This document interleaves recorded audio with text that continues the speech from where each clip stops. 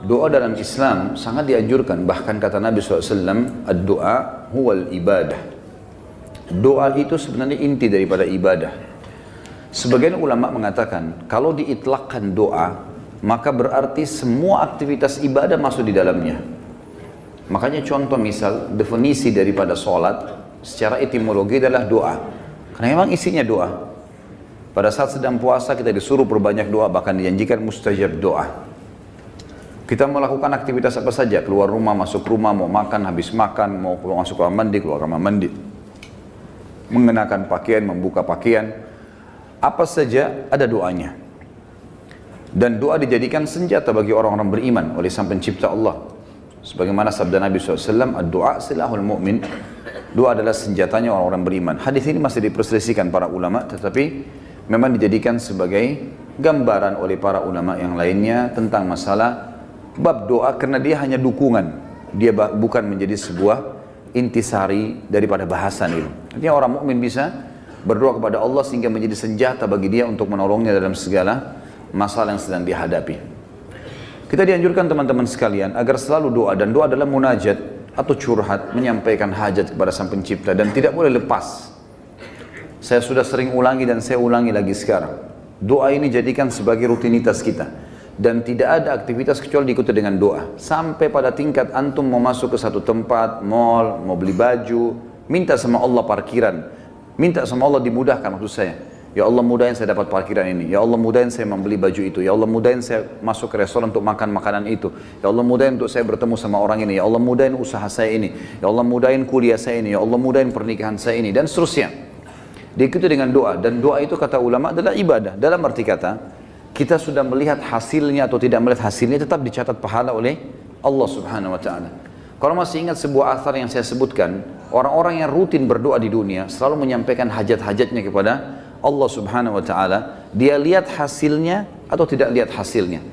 Maka orang-orang seperti ini yang belum melihat hasil dari doanya, seakan-akan bagi dia mungkin belum diijabah, maka dalam sebuah riwayat dikatakan akan datang orang-orang seperti ini hari kiamat diberikan pahala bergunung-gunung. Lalu mereka kaget, pahala dari mana ini? Bertanya pada para malaikat. Lalu para malaikat berkata, ini adalah pahala doa-doa kalian yang belum kalian dapatkan jawabannya di dunia. Maka pada saat itu mereka semua berharap kalau semua doanya selama di dunia tidak diberikan di dunia, tapi diberikan di akhirat karena besarnya pahala yang didapatkan. Kita dianjurkan untuk membaca doa-doa positif dan selalu kita berpikir positif juga pada Allah, itu bersangka baik. Tidak ada doa yang dimulai teman-teman sekalian baik dengan Rabbana, wahai Tuhanku dan penciptaku, atau Allahumma, ya Allah, atau apa yang kita ucapkan, kecuali pasti sudah ada garis finishnya. Kalau kita sudah mulai start, kita sudah tahu pasti ada finishnya. Tinggal semua jawaban yang Allah kasih kepada kita, semua jawaban yang Allah kasih dari permintaan doa kita, itu mengikuti proses sistem atau sunnatullah yang telah Allah berikan kepada kita. Maksudnya ada prosesnya. Jadi kalau kita berdoa, berarti sudah ada garis finish. Tinggal mungkin seminggu, mungkin sebulan, mungkin setahun. Mungkin ada orang berdoa bertahun-tahun. Baru Allah SWT berikan kepada dia. Karena bobot dari permintaannya besar. Maka Allah SWT sesuaikan dengan sunnatullah atau sistem yang dia telah buat dalam kehidupan manusia itu sendiri. Nabi SAW sebaliknya teman-teman melarang kita berdoa, mengucapkan kalimat-kalimat yang berbau permohonan atau permintaan, sadar atau tidak sadar, yang buruk. Kata Nabi SAW dalam hadis Bukhari, janganlah seseorang di antara kalian mengucapkan kalimat doa, permintaan, atau munajat, atau penyampaian sesuatu kepada Sang Pencipta yang buruk, baik buat dirinya, baik buat keluarganya, baik buat hartanya, karena jangan sampai malaikat lewat dan mengiyakannya. Misal orang bertengkar suami istri, kemudian dia mengatakan saya berharap tidak akan bersama sama kamu lagi. Dia nggak sadar kalimat ini bisa jadi doa, walaupun dia dalam kondisi emosi. Tidak boleh orang, saya pernah sampaikan kalau masalah anak-anak, kamu nakal sekali. Atau mungkin dia ucapkan tentang rumahnya, kendaraannya, sial tempat ini, panas, tidak beruntung tempat ini. Atau bahasa apalah. Doa-doa atau kalimat-kalimat yang terlantunkan seperti ini yang akhirnya sama saja munajat tapi buruk buat dia, buat keluarganya, buat tunggangannya, buat hartanya, namanya laknat. Namanya laknat. Sudah paham makna laknat? Hah? Mana suaranya? Berarti semua ucapan negatif untuk diri, untuk keluarga, untuk harta, namanya laknat. Dan ini hukumnya dosa besar. Tidak boleh melaknat diri sendiri, nggak boleh melaknat keluarga, nggak boleh melaknat harta. Dan laknat saya bilang tadi, masuk di dalamnya semua perkataan yang akhirnya berisi munajat, harapan, permintaan, tapi negatif. Ini nggak boleh. Dan ingat teman-teman, bukan cuma sekedar tidak boleh, Imam Az-Zahabi masukkan dalam dosa besar.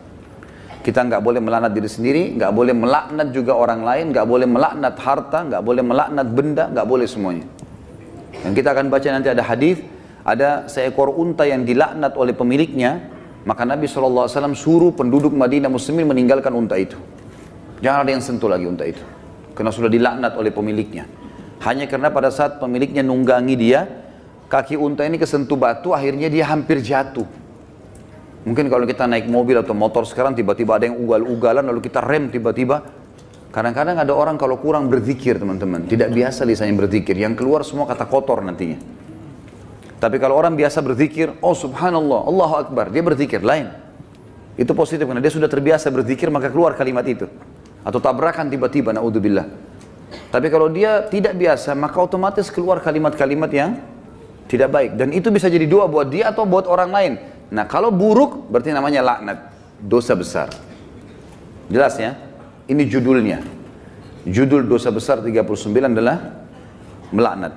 Saya akan bacakan Imam Az-Zahabi mengangkat dalil-dalilnya teman-teman sekalian. Di antaranya adalah hadis riwayat Bukhari Muslim, hadis yang sangat ringkas, pendek, padat sekali.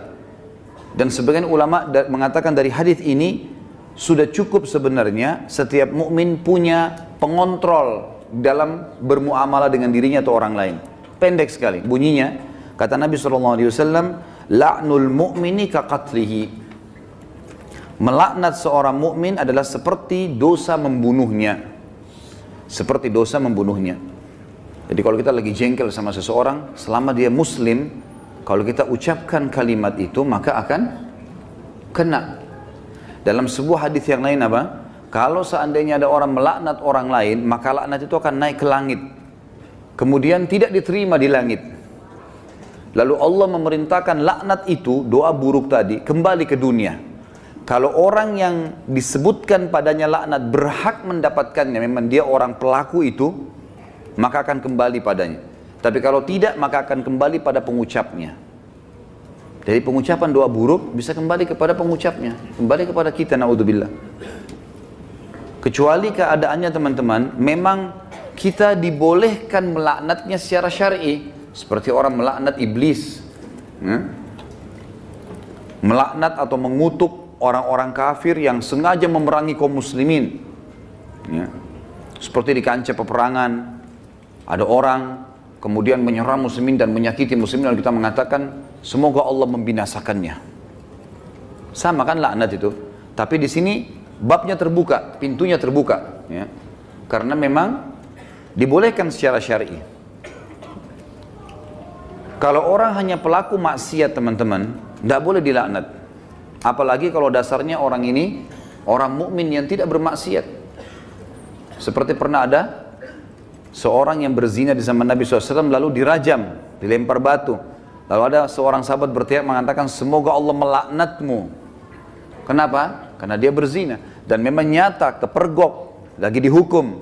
Berarti orang lagi buat maksiat kan? Sama kalau kita orang lagi mabuk misalnya, di pinggir jalan. Tetap nggak boleh dilaknat teman-teman. Lebih baik kita ucapkan apa? Jangan kita bilang semoga Allah binasakanmu. Mudah-mudahan mobilmu tabrakan. Nah, ini nggak boleh kita ucap. Ya Allah berikan hidayah. Karena pengucapan ini laknat tadi. Kalau tidak kembali ke dia dan memang tidak akan kembali ke orang-orang ini. Kecuali tadi yang saya bilang orang yang dikhususkan. Iblis, syaitan, ya, orang-orang kafir yang menyakiti muslimin, ada memang pintu-pintunya saja. Kalau tidak, cuma orang yang bermaksiat dari kaum muslimin tidak boleh. Apalagi dasarnya bukan orang bermaksiat. Para ulama, para da'i, para orang-orang soleh dan solehah, diolok-olok, dicaci maki. Ini semua masuk dalam masalah bahasan laknat. Melaknat orang mukmin maka lebih berat atau bahkan sama dengan membunuhnya. Kita tahu bunuh dosa besar. Sebagaimana sudah kita bahas juga di dosa besar kita yang kedua, masalah membunuh adalah dosa besar dan itu sangat berat. Dan membunuh orang mukmin teman-teman sekalian, itu dalam ayat Al-Quran disebutkan termasuk yang diancam kekal di neraka selain kekafiran, kemunafikan, kemusyrikan, juga dalam membunuh mukmin secara sengaja. Ini ada ancaman kekal di api neraka, gitu kan? Dan ini masih khilaf di antara ulama memang, tapi umumnya ulama mengatakan zahir hadis ayatnya begitu. Wa may yaqtul mu'mina muta'ammidan fajazaohu jahannam khalidina fiha. Siapa yang bunuh orang mukmin, maka dia akan disiksa atau dikekalkan di dalam api neraka, yang itu ada di dosa besar nomor 2. Maka dia akan dimasukkan ke dalam api neraka dan dia akan kekal di dalamnya. Maaf, sebentar saya pastikan lagi.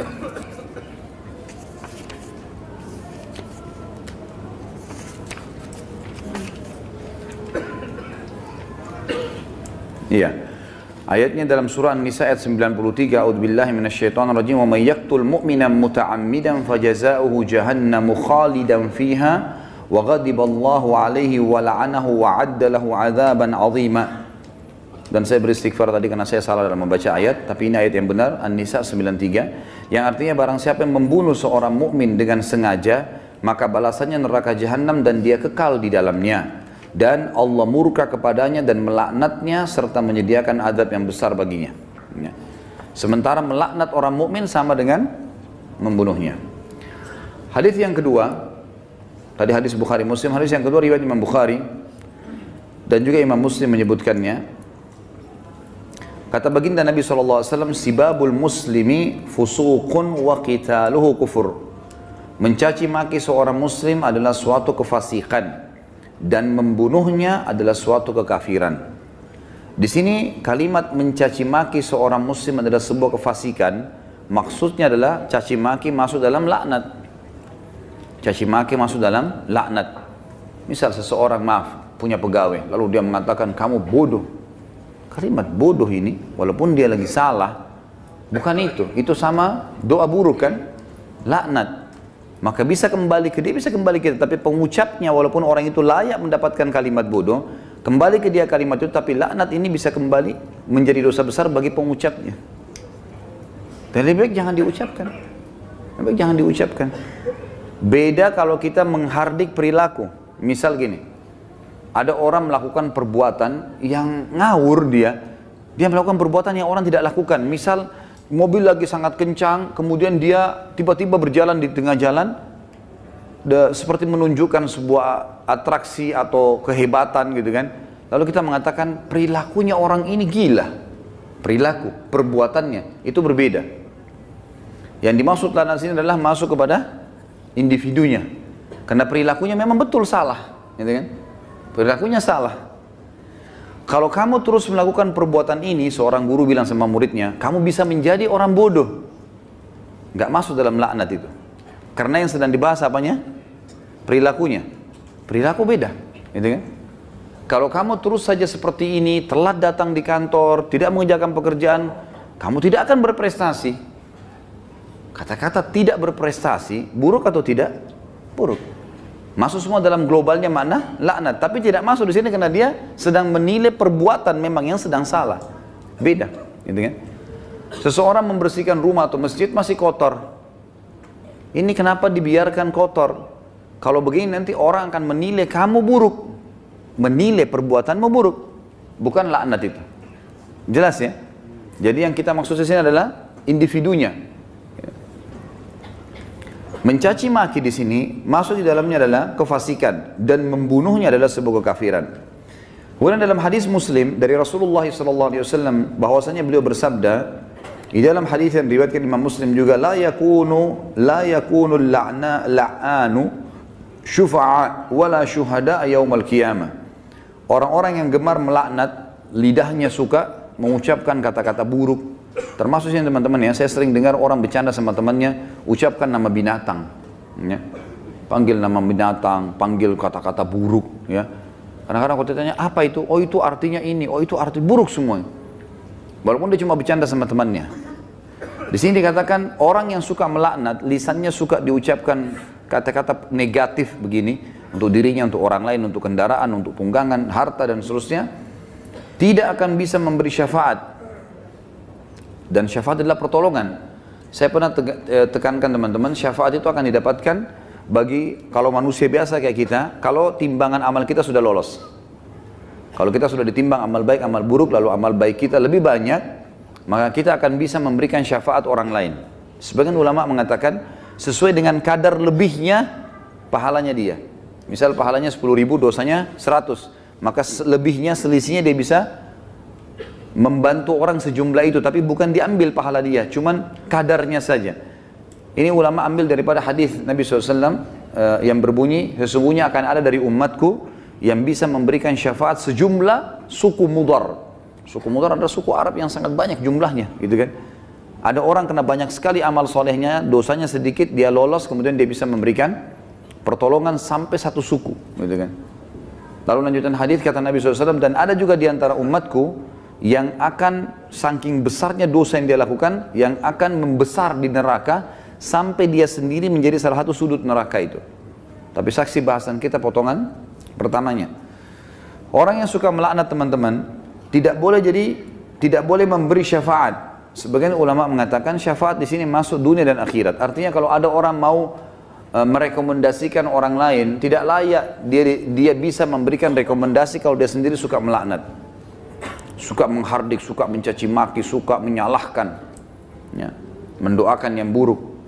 Dan juga dia tidak akan menjadi saksi untuk umat-umat yang lain yang disampaikan risalah pada mereka pada hari kiamat. Karena nanti kita akan menjadi saksi hari kiamat. Nanti dalam sebuah hadis dikatakan Nuh alaihissalam didatangkan oleh Allah di mahsyar bersama dengan kaumnya. Lalu Allah tanya, hai Nuh, kau sudah sampaikan belum apa yang saya perintahkan? Kata Nuh, sudah ya Allah. Tanya kaumnya, apakah Nuh sudah dakwakan kalian? Enggak pernah Nuh datang kepada kami. Lalu kata Allah SWT kepada Nuh, siapa saksimu Nuh? Dia bilang Muhammad dan ke umatnya. Dipanggillah Nabi Muhammad SAW dengan kita semua memberikan syafaat. Ya, kita memberikan kesaksian, kesaksian. Bahwasanya betul Nabi Nuh sudah menyampaikan dan kami terima dalam Al-Quran dari surah Nuh engkau turunkan ya Allah. Jumlahnya sekian ayat, lalu ayat-ayatnya ditilawakan sehingga kaum Nuh tidak bisa membantah. Karena apa yang mereka lakukan Allah sudah sampaikan dalam Al-Quran. Nah, orang yang suka melaknat tidak bisa ikut-ikutan memberikan kesaksian. Tentu ini sebuah kebanggaan pada hari kiamat ya. Karena kita bisa jelas, oh ini umat Muhammad, umat yang terbaik karena kita umat terbaik. Sebagaimana sabda Nabi SAW dalam sebuah hadis yang sahih yang lain, tidak ada satupun umat sebelum kalian kecuali berharap menjadi kalian, gitu kan? Karena besarnya fadilah kita sebagai umat Nabi Muhammad SAW. Nabi SAW juga mengingatkan agar setiap muslim tidak boleh memilih teman yang suka melaknat atau lisannya suka mengucapkan kata-kata yang tidak baik. Nah, itu disebutkan di dalam riwayat Imam Muslim. Kata Nabi SAW, la yanbaghi li sadiqin an yakuna la'anan. Tidaklah patut bagi seorang teman menjadi seorang tukang laknat atau suka melaknat. Kita sudah tahu kalau kita ketemu kemudian dia suka mencaci maki atau ucapkan kalimat buruk buat dirinya kah, buat orang lain kah, gitu kan? Itu semua buruk. Ya, ini buruk teman-teman sekalian. Sama dengan yang saya lihat orang sering sebut di Jakarta lata, sembarangan ucap-ucapan. Dan ini saya, Allahu a'lam, saya pribadi melihat, mungkin saya salah ya, tapi saya melihat ini mungkin karena dibiasakan saja. Dianggap bahan bercandaan awalnya, lama-lama jadi kebiasaan dia. Lama-lama, karena ini kalau kita tanyakan di teman-teman medis mungkin tidak ada penyebabnya ini. Bukan orang yang gila. Jadi dia cuma karena menganggap lucu, dia anggap juga orang-orang anggap dia jadi lucu, jadi ngucapin kata-kata yang tidak baik. Ini juga masuk. Kalimat-kalimat buruknya bisa jadi laknat karena orang yang tidak dihitung, tidak dihisab oleh Allah, hanya anak kecil sebelum balik, orang gila sampai sadar, gitu kan? Dan juga orang tidur sampai dia bangun. Selain daripada ini akan dihisab oleh Allah Subhanahu wa taala. Orang mukmin secara umum yang dihasankan hadisnya oleh Imam Tirmidzi, dilarang juga menjadi orang yang suka melaknat, menyalah-nyalahkan, berkata-kata buruk, menyakiti orang lain, sebagaimana sabda beliau sallallahu alaihi wasallam, laisal mu'minu bit-ta'an walal la'an walal fahish walal badhi. Bukanlah seorang mukmin yang sejati Orang yang suka mencelah, yang gemar melaknat, yang suka berbuat keji, dan suka berkata kotor atau menyakiti orang lain. Itu orang mukmin tidak usah. Bahkan saya sudah pernah ajarkan teman-teman, kalau kita diajak ribut, diajak bertengkar, wa idza khatabahumul jahiluna qalu salama. Kamu begini, kamu begitu. Sudahlah, tinggalkan saja. Enggak usah ikut-ikutan. Karena dua orang yang bertengkar, dua-duanya jadi jelek mukanya. Kenapa antum mau ikut-ikutan jadi jelek seperti dia? Karena kita manusia, ada emosi. Kalau lagi bertengkar dengan orang, enggak usah baca WA-nya, enggak usah baca SMS-nya. Enggak usah dilihat. Baca Al-Quran, berzikir kepada Allah, doain supaya dapat hidayah. Belum lihat, mungkin dia marah. Semoga Allah kasih hidayah. Selesai. Insya Allah Allah kasih kebaikan itu. Nanti Allah perbaiki. Gitu. Daripada ikut-ikutan. Ya. Karena dia buruk, kita buruk. Dia melaknat, kita bisa melaknat. Dua-duanya hanya kena keburukan. Dan kata Nabi SAW, kalau dua orang sedang bertengkar, maka laknat Allah turun kepada yang memulainya. Siapa yang memulai pertengkaran, dia yang dilaknat sama Allah. Jadi kalau laknat dari Allah melalui malaikat adalah diangkat berkah hidupnya. Kalau laknat kita, manusia kita mengucapkan berarti kita berharap keburukan buat diri kita atau orang lain. Kalau dari malaikat dari Allah itu diangkat berkah hidupnya. Kalau dua orang bertengkar, maka laknat Allah turun kepada orang yang memulainya. Dan yang tidak membalasnya terus didoakan malaikat agar dapat rahmat dan pengampunan. Sampai dia membalasnya. Kalau dia sudah balas, dua-dua kena laknat. Jadi tinggalkan saja. Kamu begini, kamu begitu ya, ngomong aja, kita jalan saja. Dia yang ngomong. Tulis SMS sampai 1000, tidak usah baca. Tidak usah baca. Kita baca, wah dia begini, balas lagi, habis umur gitu. Untuk apa? Kita kalau balas SMS, balas WA begitu bertengkar itu sudah bisa satu surah Al-Quran dibaca. Satu huruf 10 pahala. Benar nggak? Amalin ya. Jangan cuma benar-benar tapi. Contoh realita lapangan, banyak orang begitu. Jadi jangan buang-buang waktu, nggak ada gunanya. Orang mukmin itu tidak suka mencela. Memang tidak gemar, dia tidak mau. Nggak usah ribut-ributan. Kita jelaskan pada saat perlu. Kalau ada pun orang teman-teman, ada dosa besar nanti yang kita bahas, masalah tidak boleh berdebat. Kalau hal-hal yang kita anggap perlu berdebat, menjelaskan argumentasi dan ada manfaat, sampaikan. Gak ada manfaat, gak usah. Kalau diajak dialog, kemudian kita nanti jelaskan juga sama saja, gak ada perubahan, dan kita tahu ini sebenarnya salah, untuk apa kita berdebat? Gak ada gunanya kan? Gak ada gunanya. Pernah salah satu ulama di Madinah didatangi oleh seorang syekh Syiah dari Iran di musim haji, waktu kami masih mahasiswa di sana, diajak berdialog, kami mau berdialog. Syekhnya angkat Quran, kemudian dia bilang, di depan mahasiswa, saya mau berdebat dengan anda, tapi percaya nggak dengan ini? Quran ini, diangkat Quran, percaya nggak? Quran ini Quran ahli sunnah, 30 juz, Qurannya mereka 49. Kata dia, tidak, saya tidak percaya. Kata Syekh, saya tidak mau berdebat. Lalu rujukannya apa nanti? Nggak ada gunanya. Macam-macam mereka ucapkan, oh penakut, oh begini. Ngomong aja, silakan. Ukir kata-katamu sepanjang mungkin, tidak masalah. Tulis silakan sampai capek. Malaikat juga catat kan. Dan kalau laknat itu, doa itu tidak layak untuk orang itu, kembali ke siapa? Ke dirinya sendiri. Kamu bodoh, kamu begini. Dia sedang bilang, ya Allah jadikan saya bodoh, ya Allah jadikan saya begini, jadikan saya sial. Na'udzubillah. Hah? Paham ya? Alhamdulillah. Amalkan.